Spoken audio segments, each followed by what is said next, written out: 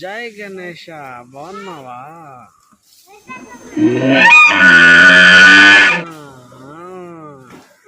వస్తావా మా ఇంటికి? ఓకే సరే, నీకు లడ్డూలు చేసి పెడతా. ఇష్టమే కదా? ఇష్టమా లేదా?